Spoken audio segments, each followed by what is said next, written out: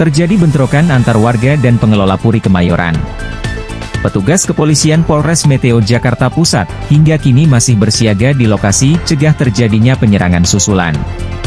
Kericuhan antar warga penghuni dan pihak pengelola apartemen Puri Kemayoran, dalam hal ini Perhimpunan Penghuni Rumah Susun, terjadi pada Minggu sore. Peristiwa kericuhan bermula saat adanya mediasi antara PPRS, dengan sejumlah warga penghuni yang enggan melakukan pembayaran listrik dan air.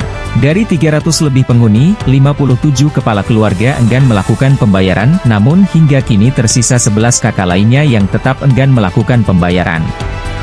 Bukan tanpa alasan, ke-11 warga penghuni tersebut enggan melakukan pembayaran, lantaran menggunakan rekening pribadi, dan tidak adanya transparansi keuangan.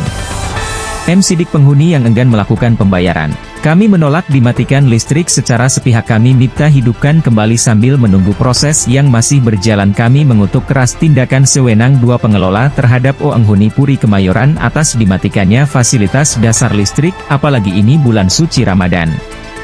Berdasarkan hal tersebut, kuasa hukum pengelola sengaja tetap mematikan fasilitas yang ada, agar ke-11 penghuni segera melakukan pembayaran seperti penghuni lainnya.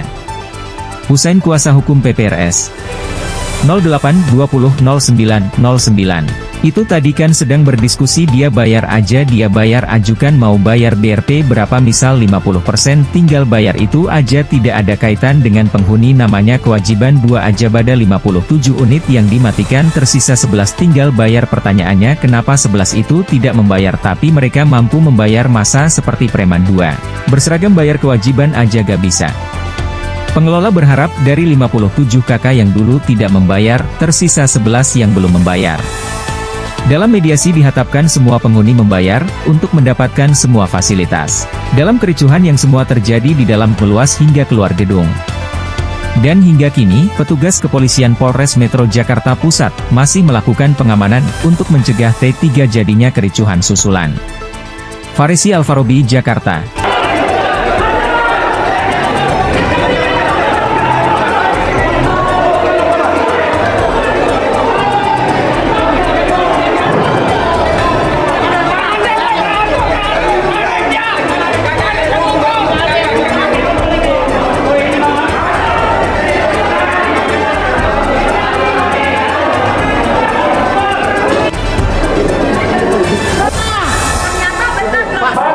Antara PPRS, dengan sejumlah warga penghuni yang enggan melakukan pembayaran listrik dan air. Dari 300 lebih penghuni, 57 kepala keluarga enggan melakukan pembayaran, namun hingga kini tersisa 11 kakak lainnya yang tetap enggan melakukan pembayaran. Bukan tanpa alasan, ke-11 warga penghuni tersebut enggan melakukan pembayaran, lantaran menggunakan rekening pribadi, dan tidak adanya transparansi keuangan. Sidik penghuni yang enggan melakukan pembayaran. Kami menolak dimatikan listrik secara sepihak, kami minta hidupkan kembali sambil menunggu proses yang masih berjalan. Kami mengutuk keras tindakan sewenang dua pengelola terhadap penghuni Puri Kemayoran atas dimatikannya fasilitas dasar listrik, apalagi ini bulan suci Ramadan. Berdasarkan hal tersebut, kuasa hukum pengelola sengaja tetap mematikan fasilitas yang ada, agar ke-11 penghuni segera melakukan pembayaran seperti penghuni lainnya. Husain kuasa hukum PPRS 08-20-09-09. Itu tadi kan sedang berdiskusi, dia bayar aja, dia bayar, ajukan mau bayar BRP berapa, misal 50%, tinggal bayar itu aja, tidak ada kaitan dengan penghuni, namanya kewajiban dua aja. Pada 57 unit yang dimatikan tersisa 11 tinggal bayar. Pertanyaannya, kenapa 11 itu tidak membayar tapi mereka mampu membayar, masa seperti preman dua berseragam bayar kewajiban aja gak bisa? Pengelola berharap dari 57 kakak yang dulu tidak membayar, tersisa 11 yang belum membayar.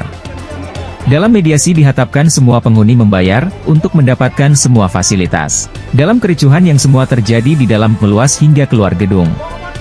Dan hingga kini, petugas kepolisian Polres Metro Jakarta Pusat, masih melakukan pengamanan, untuk mencegah T3 jadinya kericuhan susulan. Farisi Alfarobi, Jakarta.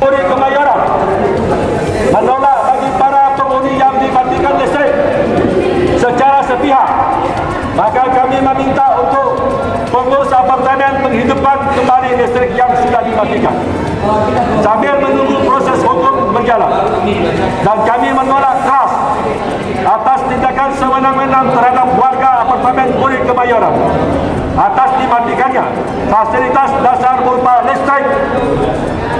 Apalagi ini menodai bulan suci Ramadan.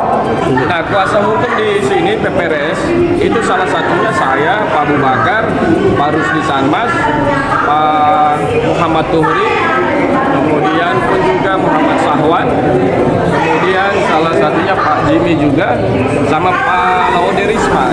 Berarti Bapak dari yang legal atau yang ilegal? Legal. Kita selama di sini Pak. Bukan izin pertanyaan saya. Tadi saya sudah dapat informasi lengkap. Ya. Pertanyaan saya yang legal itu katanya dari Abdullah K.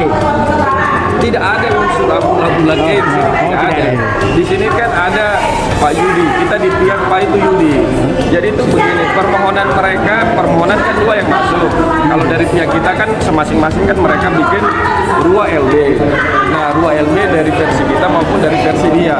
Nah, kalau yang dari pihak sebelah itu yang mengikuti RUA LB itu hanya sekitar 11. Oh, berarti sama-sama legal ya?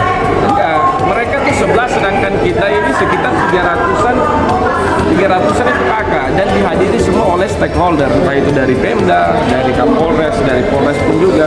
Sedangkan dari pihak sebelah mereka tidak sesuai dengan itu perbu. Nah, ketika permohonan mereka ajukan, punya itu mereka itu tolak, sedangkan punya kita itu terima dan sampai sekarang masih diproses. Kenapa sampai sekarang masih diproses? Karena sekarang masih menunggu regulasi yang itu baru dari peraturan itu gubernur. Itu aja sih Bang. Nah, jadi permasalahannya ini konteks antara entah itu mau 2 lisme, 3 lisme, mau 100 lisme pun juga kalau kita mengacu pada Pergub nomor 17 tahun 2021 itu perubahan itu kedua pasal 102 huruf C itu kan jelas itu ini kan ayat itu 5-nya pengecualiannya penghuni, pemilik, penyewa ya wajib melakukan pembayaran, entah itu mau ada konflik, mau ada apa-apa, kewajiban dasar seperti ayat dan harus dibayar. Nah, dan kita selama di sini Bang, kita tidak pernah menurunkan satupun kelompok-kelompok yang dalam tanda kutip preman-preman gitu. Kita yang selalu itu serang. Nah, selalu aja dari kelompok mereka sebelah ini menurunkan preman. Kan logikanya begini, kalau memang dia merasa saudara ngapain dia turun orang-orang yang enggak. Ya, gitu. Bang, ini kan berbentuk ormas Bang, BPKB Banten. Mereka konteksnya di sini tidak memiliki relevansi apapun. Kita tidak memiliki masalah dengan BPKB Banten. PPRS, RS pun juga di sini orang-orang penghuni ini tidak pernah memiliki masalah dengan teman-teman dari BPKB Banten. Apakah ada keluarga dari organisasi BPKB yang tinggal dihuni di sini atau bagaimana? Semestinya organisasi masyarakat ini mereka harus bentuk perlindungannya kepada orang yang dalam posisi yang itu benar. Masa mereka membackup orang yang tidak menjalankan kewajiban dari aturan, sedangkan orang yang menjalankan kewajiban aturan tidak diberikan perlindungan yang sama. Kan seperti itu tujuan ormas kan. Itu kan tadi sudah itu diskusi. Dia bayar aja. Dia bayar misalnya dia mau mengajukan proposalnya berapa, dia mau bayar dulu 50%. Situ Darmansa. Tinggal dia nyalain. Itu aja. Jadi ini perselisihan antara penghuni sama pengurus. Ini tidak ada itu kaitannya dengan itu penghuni, Bang. Namanya itu kewajiban aja. Oke. Kan ada 57 unit yang itu matikan. Nah, tersisa 11 yang belum membayar. Yang lain semua sudah membayar. Nah, pertanyaannya kenapa 11 itu tidak mau membayar tapi mereka bisa menggunakan uang mereka membayar masa-masa security yang preman-preman ini yang dipakaikan seragam. Kalau untuk membayar kewajiban aja mereka nggak bisa. Bang, Saya dengan Husen. Husen sebagai apa? Husen Bapak saya sebagai lawyer.